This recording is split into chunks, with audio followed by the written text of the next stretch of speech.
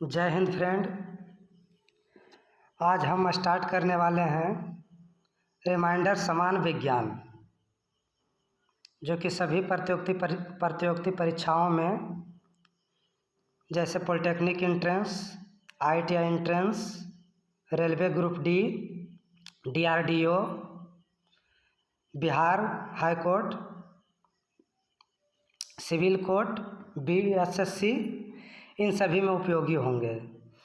तो इसमें आज हम स्टार्ट करने वाले हैं रिमाइंडर समान ज्ञान का साइंस सीरीज, जिसमें पहला चैप्टर होगा भौतिक फिजिक्स, उसके बाद आपका होगा केमिस्ट्री, रसायन शास्त्र, और उसके बाद आपका होगा बायोलॉजी, जीव विज्ञान।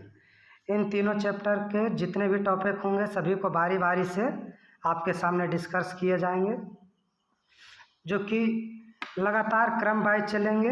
एक एक टॉपिक को आपको बताया जाएगा, जिससे कि आपकी तैयारी बहुत ही मजबूत हो जाएगी और साइंस में आप अपने आप को बहुत अच्छा महसूस करेंगे। तो देखिए, अभी हम भौतिकी पढ़ाने जा रहे हैं, जिसमें कि पहला चैप्टर है भौतिक विज्ञान की महत्वपूर्ण शाखाएं।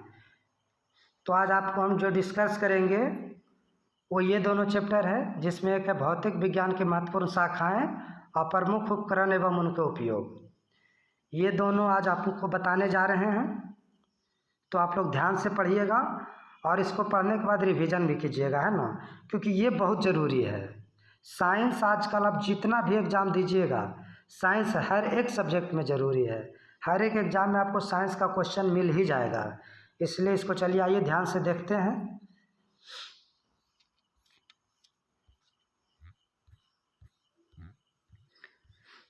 देखिए, बायोलॉजी भी है, बायोलॉजी भी पूरा चैप्टर को पढ़ाया जाएगा। तो देखिए, अब आपको आ गया भौतिक विज्ञान की प्रमुख शाखाएं।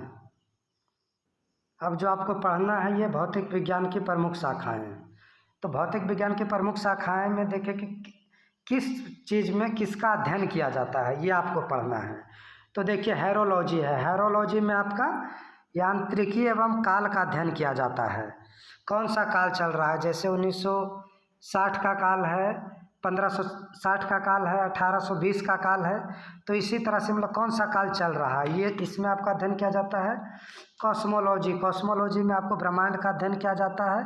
ब्रह्मांड से संबंधित जितने भी घटनाएं होती है, इन सभी का अध्ययन कॉस्मोलॉजी में किया जाता है। मेटालॉजी, मेटालॉजी में धातु का अध्ययन किया जाता है। जियोफिजिक्स में भूगर्भ में वस्तुओं का भौतिक अध्ययन किया जाता है। जैसे भूगर्भ के अंदर कोयला होता है, पेट्रोलियम होता है, इन सभी का अध्ययन किया जाता है जियोफिजिक्स में। अब आगे आपको आ जाइए सिस्मोलॉजी। सिस्मोलॉजी में भूकंप का अध्ययन किया जाता है। जो भूकंप आता है उसका अध्ययन किया जाता है सिस्मोलॉजी में। और सिस्मोग्राफ पे भूकंप का तीव्रता मापा जाता है, भूकंप का मापा जाता है, ठीक ना। सिस्मोग्राफ में भूकंप मापा जाता है और सिस्मोलॉजी में भूकंप का अध्ययन किया जाता है। अब आगे देखिए, न्यूमिसमैटिक्स है। इसमें सिक्कों एवं धातुओं का अध्ययन किया जाता है। इसमें सिक्का एवं धातु का अध्ययन किया जाता है। उसके बाद है एस्ट्रोनॉमी। एस्ट्रोनॉमी में आपका खगोलीय पिंडों का अध्ययन किया जाता है। उसके बाद आपका है बायोफिजिक्स। बायोफिजिक्स में जीव तंत्रों के भौतिकीय पक्षों का अध्ययन किया जाता है। फिर है बायोटेक्नोलॉजी। बायोटेक्नोलॉजी में क्या कि जीवधारियों अथवा उनसे प्राप्त पदार्थों के औद्योगिक इस्तेमाल का उपयोग का अध्ययन किया जाता है। क्रायोजेनिक्स, क्रायोजेनिक्स में निम्न ताप का अध्ययन किया जाता है, जो कि बहुत कम ताप होता है, उसका अध्ययन किया जाता है क्रायोजेनिक्स में। ऑप्टिक्स में प्रकाश का अध्ययन किया जाता है। सूर्य की जो रोशनी होती है, इसका अध्ययन ऑप्टिक्स में किया जाता है। फोटोसिंथेसिस में पौधों पर ध्वनि का प्रभाव का अध्ययन किया जाता है, ठीक है। फोटोसिंथेसिस में पौधों पर ध्वनि का प्रभाव का अध्ययन किया जाता है। आयनोग्राफी में आइकोनोग्राफी में मूर्तियों एवं प्रतिमाओं का अध्ययन किया जाता है। आइकोनोग्राफी में मूर्तियों एवं प्रतिमाओं का अध्ययन किया जाता है। ग्राफोलॉजी में हस्तलेख विज्ञान का अध्ययन किया जाता है। हस्तलेख विज्ञान, जिस पे हाथ की रेखा के बारे में देखा जाता है, इसका अध्ययन ग्राफोलॉजी में किया जाता है। एरोनॉटिक्स में वायुयान संबंधी तथ्यों का अध्ययन किया जाता है। एरोनॉटिक्स में वायुयान संबंधी तथ्यों का अध्ययन किया जाता है। क्रिप्टोग्राफी में गूढ़ लेखन या बीज लेखन संबंधी अध्ययन किया जाता है। क्रिप्टोग्राफी में गूढ़ लेखन या बीज लेखन संबंधी विज्ञान का अध्ययन किया जाता है। एपिग्राफी में शिलालेख संबंधी विज्ञान का अध्ययन किया जाता है। एपिग्राफी में शिलालेख संबंधी विज्ञान का अध्ययन किया जाता है। अब है लेक्सिकोग्राफी। लेक्सिकोग्राफी में शब्दकोश संकलन तथा लिखने की कला का अध्ययन किया जाता है। लेक्सिकोग्राफी में शब्दकोश संकलन तथा लिखने की कला का अध्ययन किया जाता है। अब देखिए एक है सोलेनोग्राफी। सेलिनोग्राफी में चंद्रमा के मूल स्वरूप तथा गति का वर्णन किया जाता है। चंद्रमा का मूल स्वरूप क्या है और चंद्रमा की गति क्या है, इसका वर्णन सेलेनोग्राफी में किया जाता है। अब आगे आ जाइए प्रमुख उपकरण एवं उनके उपयोग। बहुत सारे भौतिकी के उपकरण होते हैं जिसका कि उपयोग किस लिए किया जाता है। तो इस सीरीज में देखिए आगे क्या है, अल्टीमीटर। अल्टीमीटर का उपयोग किसमें किया जाता है, तो उड़ते हुए विमानों की ऊंचाई मापने के लिए। अल्टीमीटर का उपयोग उड़ते हुए विमानों की ऊंचाई मापने के लिए। आमीटर का उपयोग विद्युत धारा मापने के लिए किया जाता है। एनीमोमीटर का उपयोग हवा की गति व शक्ति मापने के लिए किया जाता है। एनीमोमीटर का उपयोग हवा की गति एवं शक्ति मापने के लिए किया जाता है। ऑडियोमीटर का उपयोग ध्वनि की तीव्रता मापने के लिए किया जाता है। ऑडियोमीटर का उपयोग ध्वनि की तीव्रता मापने के लिए किया जाता है। अब आगे देखिए क्या है, बैरोमीटर। बैरोमीटर का उपयोग किस लिए किया जाता है, वायुमंडलीय दाब मापने के लिए। बैरोमीटर का उपयोग वायुमंडलीय दाब मापने के लिए। फायदोमीटर का उपयोग समुद्र की गहराई मापने के लिए किया जाता है। फायदोमीटर का उपयोग समुद्र की गहराई मापने के लिए। हाइड्रोमीटर का उपयोग द्रवों की अपेक्षित घनत्व मापने के लिए। हाइड्रोमीटर का उपयोग किया जाता है द्रवों की अपेक्षित घनत्व मापने के लिए। विस्कोमीटर का उपयोग द्रवों की श्यानता मापने के लिए। विस्कोमीटर का उपयोग द्रवों की श्यानता मापने के लिए। सिस्मोग्राफ का उपयोग बताए थे भूकंपों को रिकॉर्ड करने के लिए। सिस्मोग्राफ का उपयोग भूकंपों को रिकॉर्ड करने के लिए। रिक्टर स्केल का उपयोग भूकंपीय तरंगों की तीव्रता मापने के लिए किया जाता है। रिक्टर स्केल का उपयोग भूकंपीय तरंगों की तीव्रता मापने के लिए और सिस्मोग्राफ का उपयोग भूकंप को रिकॉर्ड करने के लिए। अब आइए देखिए रडार है। रडार का उपयोग किस लिए करते हैं, तो वायुयान की स्थिति ज्ञात करने के लिए। वायुयान की क्या स्थिति है उसका ज्ञात करने के लिए रडार का उपयोग किया जाता है।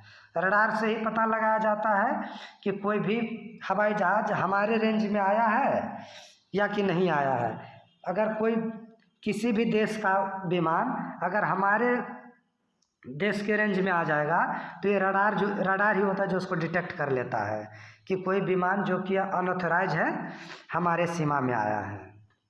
अब आगे देखिए क्या है, पायरोमीटर का उपयोग किया जाता है उच्च तापमान मापने के लिए। जैसे सूर्य की रोशनी होती है तो सूर्य की रोशनी मापने के लिए हम लोग किसका, पायरोमीटर का उपयोग करते हैं उच्च तापमान मापने के लिए। अब आगे देखिए हाइड्रोफोन है। हाइड्रोफोन का उपयोग किस लिए करते हैं, पानी में ध्वनि की तीव्रता ज्ञात करने के लिए। हाइड्रोफोन से हम लोग ज्ञात करते हैं कि पानी में ध्वनि की तीव्रता क्या है। अब देखिए आगे स्फिग्नोमैनोमीटर। इसका उपयोग किस लिए करते हैं, तो इसका उपयोग रक्तचाप मापने के लिए करते हैं। स्फिग्नोमैनोमीटर का उपयोग रक्तचाप मापने के लिए करते हैं। स्टेथोस्कोप या आला जो डॉक्टर अपने गले में लगाए हुए रहता है उसका उपयोग हृदय व फेफड़े की ध्वनि सुनने के लिए किया जाता है।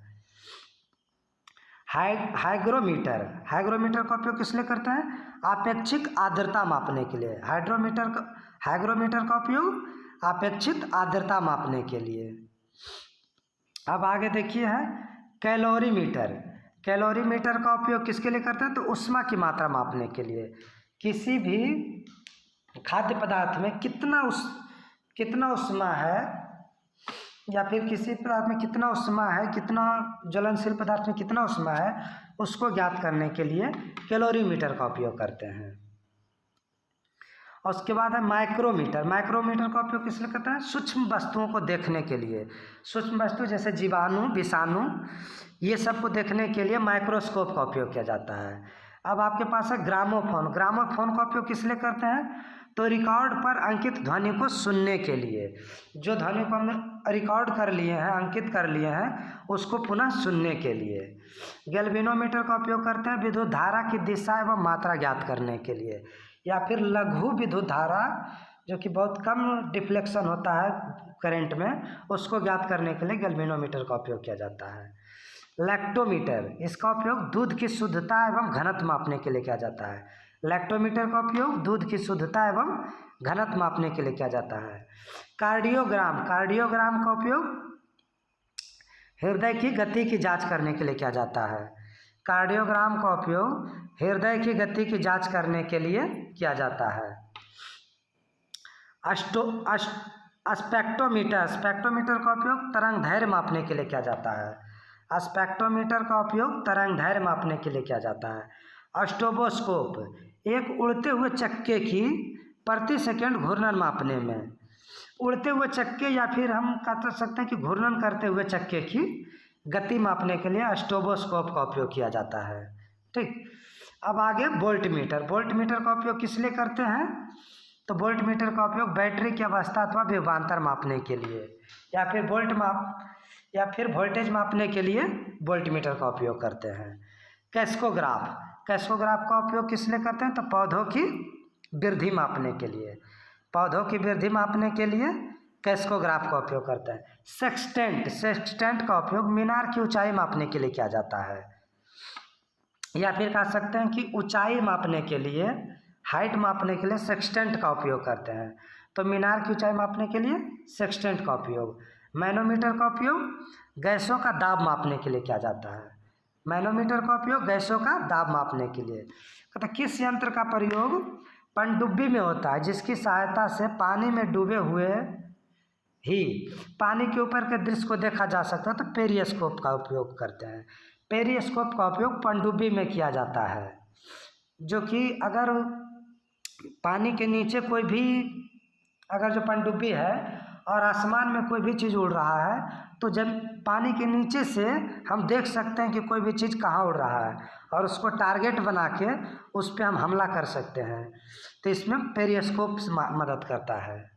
ठीक, आगे देखिए, कहता किस यंत्र का प्रयोग छोटे रंगीन टुकड़ों से बनने वाले आश्चर्यजनक आकारों को देखने के लिए किया जाता है? तो कैलिडोस्कोप, कैलिडोस्कोप का उपयोग करते हैं किसी यंत्र का छोटे रंगीन टुकड़ों में बनने वाले आश्चर्यजनक आकारों को देखने के लिए।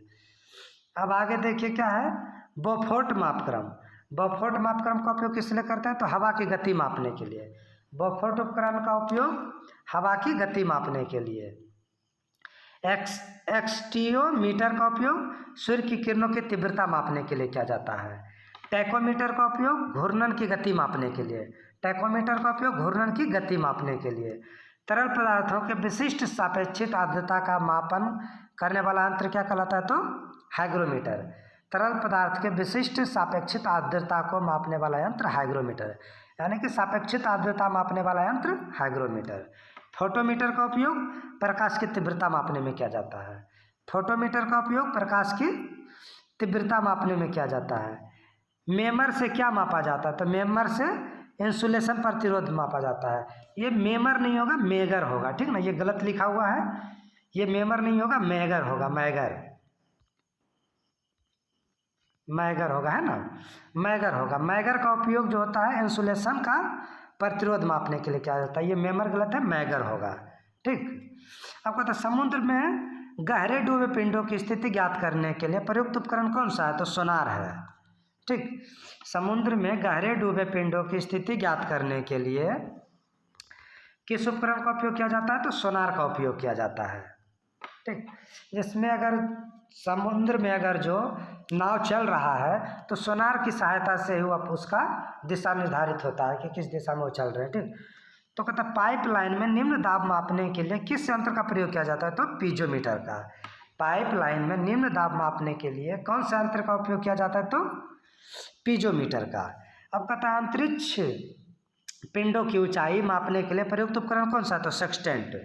बताया थे कि हाइट या फिर ऊंचाई मापने के लिए सेक्सटेंट का। तो यहाँ भी देखिए क्या लिख रहा है, अंतरिक्ष पिंडों की ऊंचाई मापने के लिए किस उपकरण का प्रयोग किया जाता है? तो सेक्सटेंट का।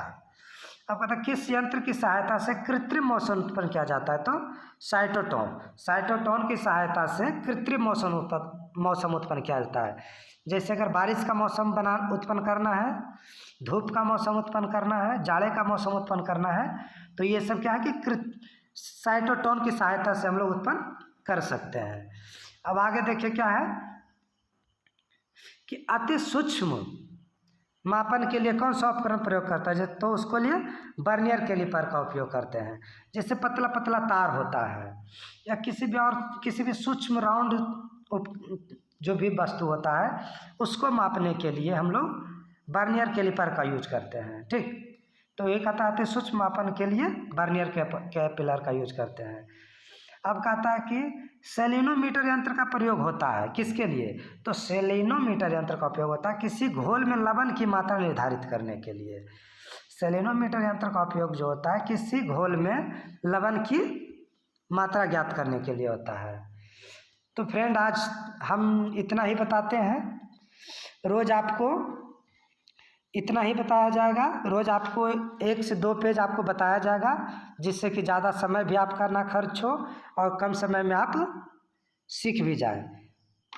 ठीक, तो अगर आपको ये सेशन अच्छा लगा हो, अगर आपको हमारा वीडियो अच्छा लगा हो, पसंद पड़ा हो, तो आप इसको लाइक कीजिए, सब्सक्राइब कीजिए और अपने दोस्तों में शेयर कीजिए, जिससे कि इस तरह का वीडियो आपको डेली मिलते रहे और ये सीरीज आपको लगातार चलेगी। ठीक ना, ऐसा नहीं कि 2 दिन चलेगा फिर बंद हो जाएगा, ऐसा कुछ नहीं। ये सीरीज आपको लगातार चलेगा।